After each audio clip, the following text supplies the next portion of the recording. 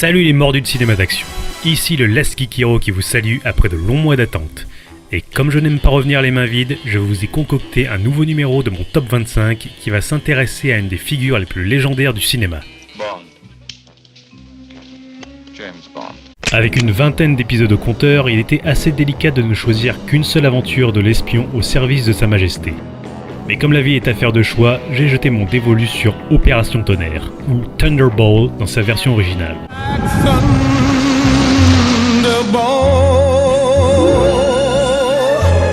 Avec plus de 60 ans d'existence au compteur, je me suis dit que James Bond en avait des choses à raconter. Revenons donc à la source. C'est en 1952, au large des côtes jamaïcaines, que Ian Fleming invente sur le papier le personnage de James Bond. Pour l'anecdote, Fleming cherchant un nom pour son héros tombe sur un ouvrage écrit par un ornithologue de renom, James Bond. Du haut de ses 43 ans, Fleming va combiner ses talents de journaliste, son passé de militaire, son éducation sophistiquée, son goût pour les femmes et les souvenirs de ses différents voyages pour créer le personnage et l'univers de Bond. Très au fait de l'univers militaire et de l'actualité diplomatique de son époque, Fleming écrit la première aventure de Bond intitulée Casino Royale. Très vite, son bouquin connaît le succès, mais il faudra une dizaine d'années pour que les Bond deviennent des best-sellers. Bien sûr, il ne fallait pas attendre longtemps avant que le cinéma ne s'intéresse à ce nouveau filon. En 1954, la CBS produit un téléfilm adapté de Casino Royale, assez oubliable. Mais en 1958, les producteurs Albert Cubby Broccoli et Irving Allen veulent adapter Bond au cinéma. Mais suite à une brouille et à la chute de leur société de production, le projet tombe à l'eau. D'ailleurs, Allen produira en 1966 la série des Matt Helm, avec la star Dean Martin qui parodiera allègrement James Bond. En 1960, Harry Saltzman achète les droits de James Bond et s'associe avec Cubby Broccoli pour créer Eon Productions, qui continue encore à produire la série des Bond. United Artists se chargera de la distribution des films, et c'est donc en 1962 que sort sur les écrans la première aventure de Bond, Dr. No. Le succès sera au rendez-vous de tous les James Bond, avec des budgets qui augmenteront d'épisode en épisode et qui se constituera un noyau dur de fans. Revenons à Opération Tonnerre.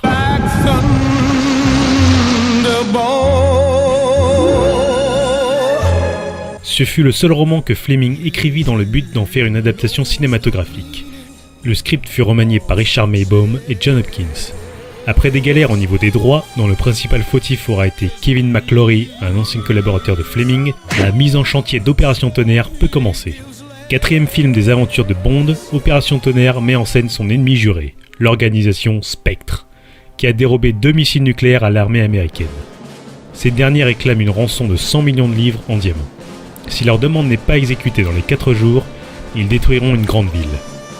Tous les agents 00 sont sur le pied de guerre, Bond ayant flairé une piste, enquêtera à Nassau, aux Bahamas, pour contrer les plans du numéro 2 du Spectre, Emilio Largo. Il fera la rencontre de son amante, la belle Domino. Il ne disposera que de peu de temps pour récupérer les Bonds que détiennent Largo et ses sbires. Quand Opération Tonnerre débarque sur les écrans, il faut se rappeler qu'il y a déjà eu 3 aventures de l'agent le plus célèbre du MI6. 3 films qui ont scellé petit à petit les fondations de l'univers Bond. De la série B d'aventures avec Dr. No, du film d'espionnage classe avec Bon baiser de Russie et de la grosse production avec Goldfinger, James Bond est devenu familier du public.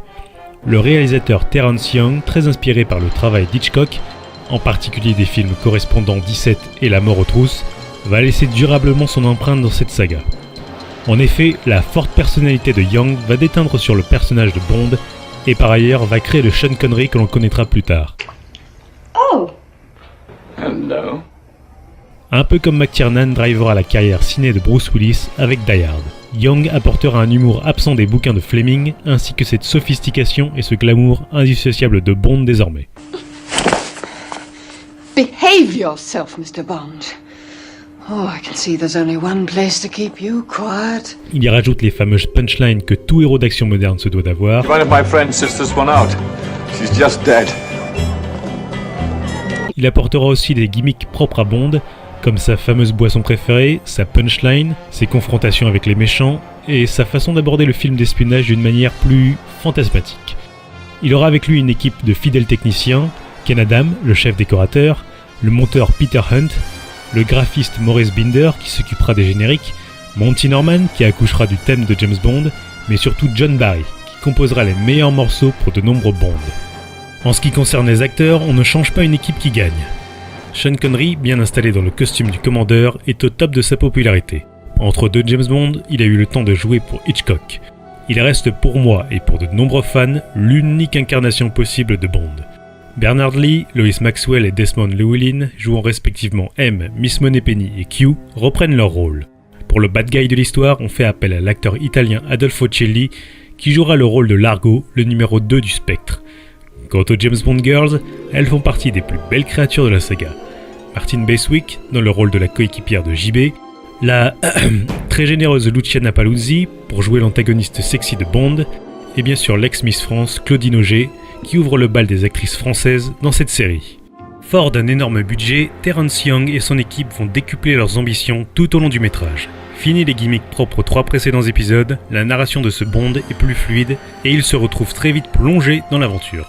Un quart des films se passant sous l'eau, l'équipe en charge des scènes aquatiques aura la lourde tâche d'éclairer correctement les environs, de coordonner comme il faut les cascades et de maîtriser ce satané requin. Le film profitera aussi de la photo sublime de Ted Moore, le tout filmé dans un format Panavision qui donne une meilleure profondeur de champ et une image plus pure à l'écran. Ken Adams se lâchera au niveau des décors et des concepts de véhicules, ayant le soutien de la marque Ford et d'un officier militaire pour le design des armements nucléaires. Le jetpack utilisé par Bond était d'ailleurs un concept de l'armée américaine. Le générique sera chanté par la star pop Tom Jones.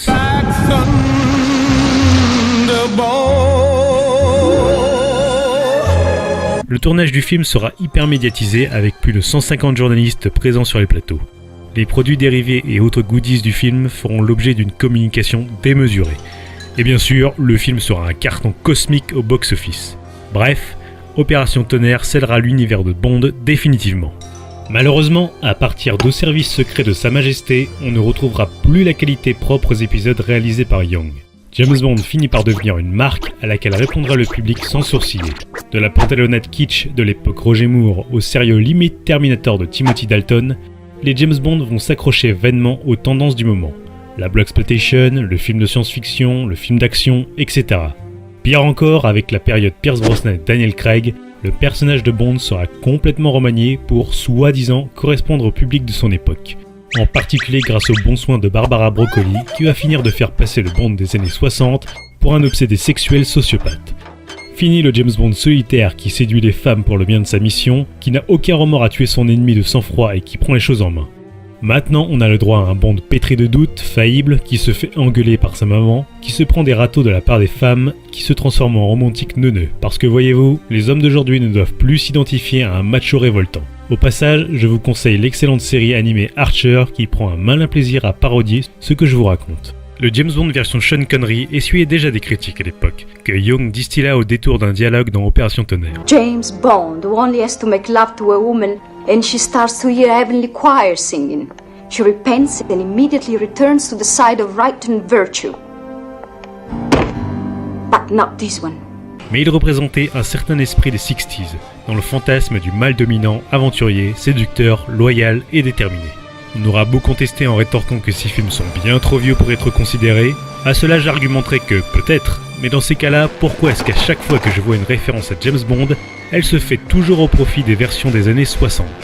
Peut-être parce que ces Bonds-là ont le seul mérite d'avoir créé un univers propre, avec ses codes, sa mise en scène et son décorum, qui auront marqué des générations de cinéastes.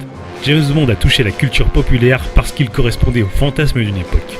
Comme le disait un journaliste, on pouvait aussi bien voir Bond sur la couverture de Playboy que sur celle de Life. Il aura marqué toutes les strates de la société.